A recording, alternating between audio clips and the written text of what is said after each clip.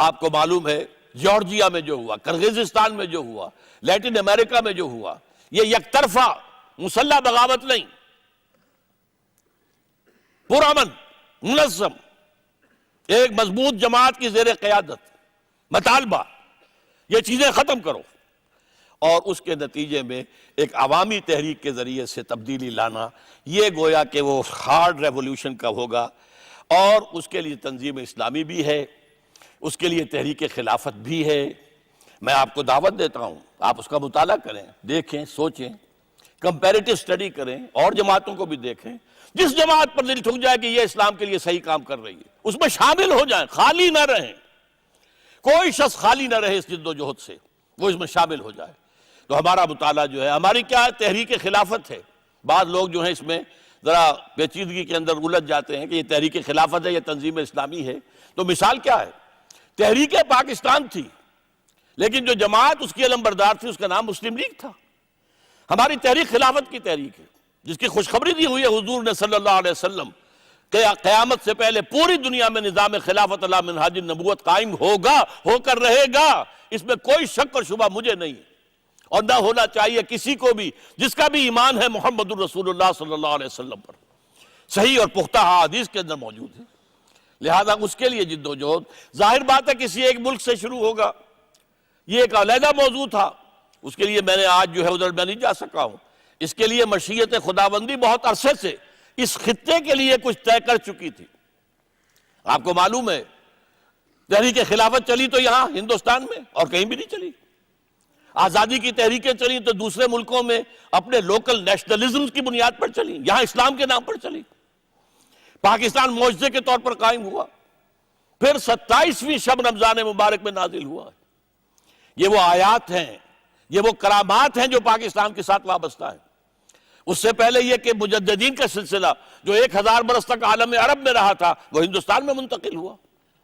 بہرحال اب یہ کہ اس کے بعد بھی اگر خدا نہ خواستہ پاکستان فیل ہو جاتا تو ان تتولوا یستبدل قوما غیرکم، اگر تم پیٹھ دکھا دو گے اس مشن سے جو ہم نے تمہارے حوالے کیا اور جس کے لیے ہم نے تمہیں ملک دیا، معجزے کے طور پر دیا، تو پھر ہم تمہیں ہٹائیں گے، یہی مشن کسی اور کے حوالے کر دیں گے۔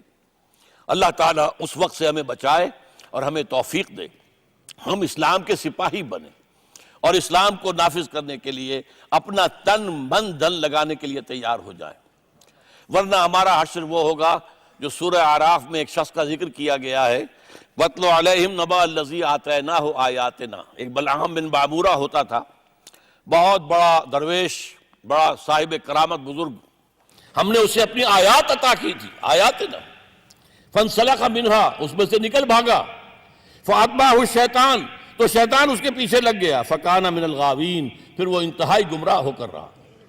یہی ہمارا حال ہے، ہمیں آیات عطا کی گئی تھی، ہمیں 27ویں شب میں یہ پاکستان نازل کیا گیا ہمارے لیے معجزے کے طور پر آیا۔ یہ ساری چیزیں آیات ہیں، لیکن اگر ہم ان سب کو پیچھے ڈال کر اور صرف دنیا میں اور دنیا کے جو بھی اور رنگ ہیں اس وقت انہی کے پیچھے لگے رہے تو پھر وَلَوْ شِئْنَا لَرَفَعْنَاهُ بِهَا، اگر ہم چاہتے تو اسے اور بلندی اور رفعت روحانی اخلاقی عطا کرتے، وَلَكِنَّهُ أَخْلَدَ إِلَى الْأَرْضِ، لیکن وہ تو زمین ہی کی طرف دھنستا چلا گیا۔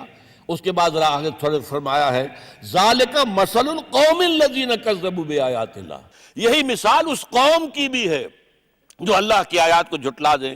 فَقْصُصِ الْقَصَصَ لَعَلَّهُمْ يَتَفَكَّرُونَ، تو اے نبی ان کو یہ واقعہ سنا دیجئے، شاید کہ یہ غور کریں، سوچیں، کہیں ایسا نہ ہو کہ ہم بلعام بن بعورہ بن کر رہ جائیں اور ہماری داستان صورت پھر یہ ہوگی کہ تمہاری داستان تک بھی نہ ہوگی داستانوں میں۔ اقول قولی ھذا واستغفر اللہ لی ولکم ولسائر المسلمین والمسلمات، لیکن یہ ہے کہ میں دعا کرتا ہوں اللہ سے کہ میری اس گفتگو، میرے اس خطاب کو میرے لیے بھی توشہ آخرت بنائے، اور آپ کے لیے کوئی نئی ایک امنگ، ایک نیا ولولہ، وہ جو اقبال نے کہا تھا ایک ولولہ تازہ دیا میں نے دلوں کو، لاہور سے تابا خاک بخارا و سمرقند، ایک نیا ولولہ لے کر آپ یہاں سے اٹھیں۔ اللہ تعالیٰ جو ہے ہماری اس دعا کو قبول فرمائے۔ حضرات اس دعا کو رسمی نہ بنائیے، واقعی اللہ تعالیٰ کی طرف متوجہ ہو کر اور قلب کی گہرائیوں سے دعا کریں۔ الحمدللہ الذی ہدانا لہذا وما کنا لنہتدی لولا ان ہدانا اللہ، کل شکر کل حمد کل تعریف کل ثنا اس اللہ کے لیے ہے جس نے ہمیں ہدایت بخشی، اور ہم ہرگز ہدایت یافتہ نہ ہو سکتے تھے اگر اللہ ہمیں ہدایت نہ دیتا۔ ربنا لا تزغ قلوبنا بعد إذ هديتنا وهب لنا من لدنك رحمة إنك أنت الوهاب۔ پروردگار جو ہدایت تو نے ہمیں عطا کی ہے اب اس پر استقامت عطا فرما۔ اے اللہ اب ہمارے دلوں کو کج نہ ہونے دے۔ اے اللہ تیرے نبی نے بتایا ہے کہ تمام انسانوں کے دل تیری دو انگلیوں کے مابین ہے، تو جدھر چاہتا ہے پھیر دیتا ہے۔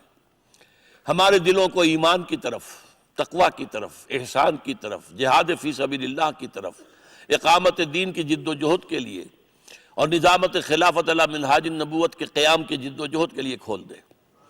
ربنا تقبل منا انک انت السمیع العلیم وتب علینا انک انت التواب الرحیم۔